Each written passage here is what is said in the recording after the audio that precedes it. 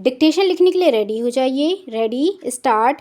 अमेरिकी दबाव के बावजूद भारत अपनी कृषि उत्पाद का बाजार खोलने के पक्ष में नहीं दिख रहा है। दरअसल भारत की 70 करोड़ से अधिक आबादी कृषि उपज, दुग्ध उत्पादन, मछली पालन और अन्य समुद्री उत्पाद पर आश्रित है। हालांकि भारत सरकार इनकी आर्थिक स्थिति मजबूत बनाने की दृष्टि से मुफ्त अनाज, खाद्य सब्सिडी और किसानों को 6,000 रुपये प्रति वर्ष अनुदान रूप में देती है। भारत की 70% अर्थव्यवस्था का मूलाधार कृषि और उससे जुड़े उत्पाद हैं। अब अमेरिका इस परिप्रेक्ष्य में भारत पर द्विपक्षीय बातचीत का दबाव बना रहा है। अमेरिका चाहता है कि कृषि उत्पाद के लिए भारतीय बाजार खुले और उन पर शुल्क भी कम हो। अगर भारत ऐसा कोई समझौता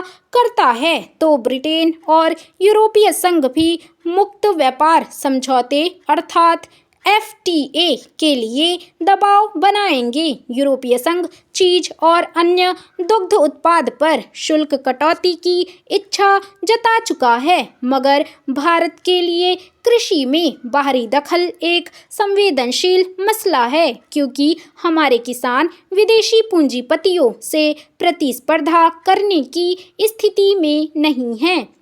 भारत में कृषि केवल आर्थिक गतिविधि नहीं बल्कि जीवन जीने का एक सांस्कृतिक तरीका भी है। जबकि अमेरिका और यूरोपीय देश कृषि को मुनाफे का उद्योग मानते हैं। एक रिपोर्ट के अनुसार 2024 में अमेरिका का कृषि निर्यात 176 अरब डॉलर था, जो उसके कुल व्यापारिक निर्यात का लगभग 10% है। बड़े पैमाने पर मशीनीकृत खेती और भारी सरकारी सब्सिडी के साथ अमेरिका और अन्य विकसित देश भारत को अपने निर्यात का विस्तार करने के लिए आकर्षक बाजार के रूप में देखते हैं, जबकि भारत अपने कृषि क्षेत्र को मध्यम से उच्च शुल्क की कल्याणकारी योजनाओं द्वारा संरक्षित किए हुए है, ताकि किसानों को अनुचित प्रतिस्पर्धा से बचाया जा सके। कृषि क्षेत्र को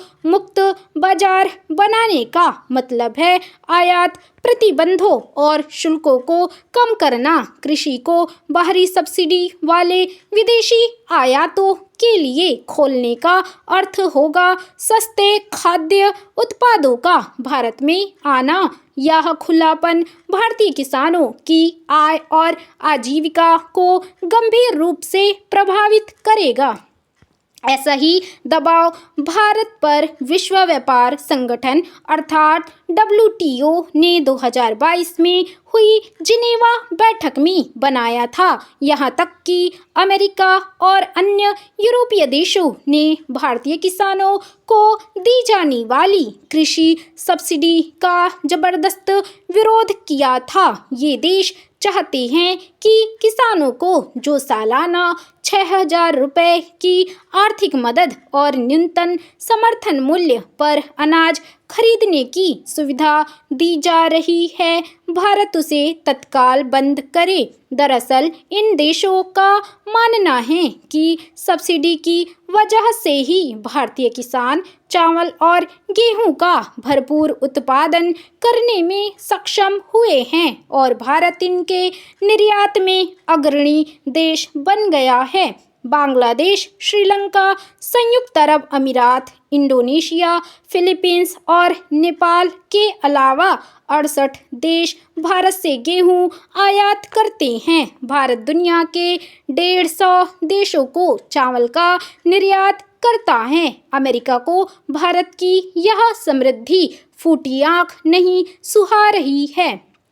दरअसल सकल फसल उत्पाद मूल्य की 10% सब्सिडी का निर्धारण 1986-88 की अंतर्राष्ट्रीय कीमतों के आधार पर किया गया था। बीते 3.5 दशक में महंगाई ने कई गुना छलांग लगाई है, इसलिए इस सीमा का भी पुनर्निर्धारण जरूरी है। यही वह दौर था जब भूमंडलीय आर्थिक उदारवाद की अवधारणा ने बहुत कम समय में यह प्रमाणित कर दिया कि वह उपभोक्तावाद को बढ़ावा देकर अधिकतम मुनाफा बटोरने का उपाय भर है।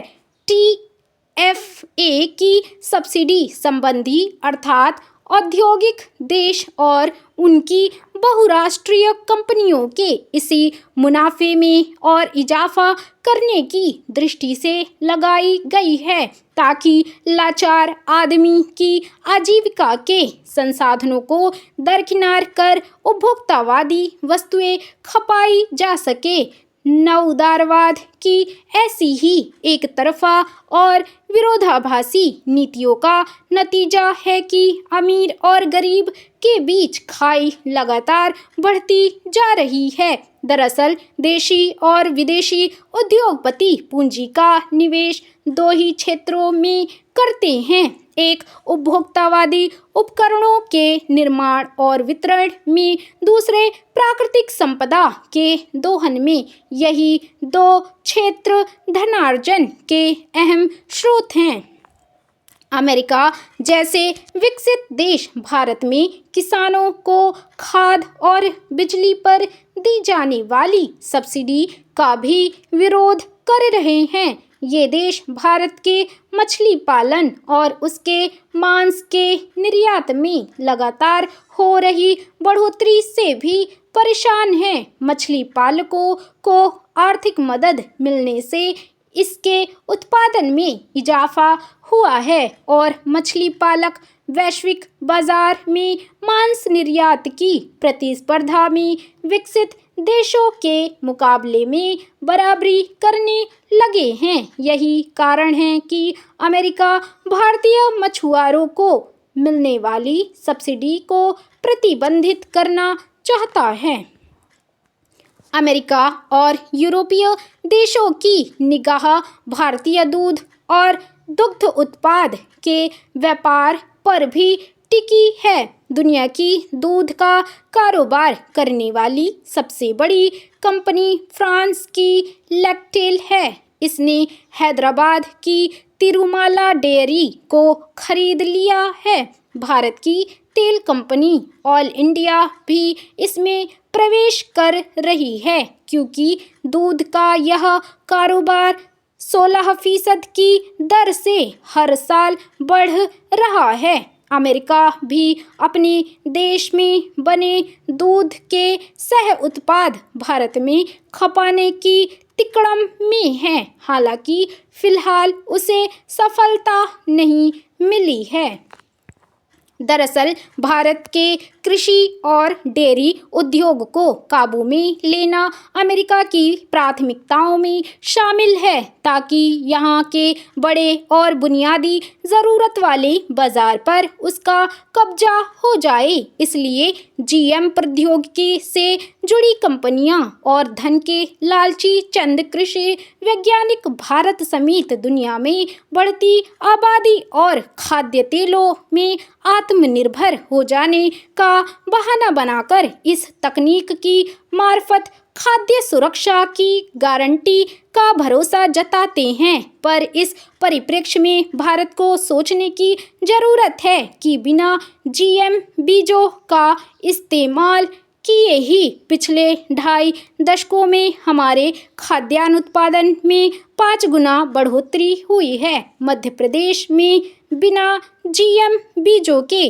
अनाज और फल सब्जियों का उत्पादन बेतहाशा बढ़ा है। इसलिए मध्य प्रदेश को पिछले कई साल से लगातार कृषि कर्मण सम्मान से सम्मानित किया जा रहा है। जाहिर है हमारे परंपरागत बीज उन्नत किस्म के हैं और वे भरपूर फसल पैदा करने में सक्षम हैं। इसलिए अब कपास के परंपरागत बीजों से खेती करने के लिए किसानों को कहा जा रहा है। आनुवंशिक परिवर्धित बीजों से खेती करने के बजाय हमें भंडारण की समुचित व्यवस्था करने की जरूरत है। ऐसा न होने के कारण हर साल लाखों टन खाद्यान्न खुले में पड़ा रहने से सड़ जाता है।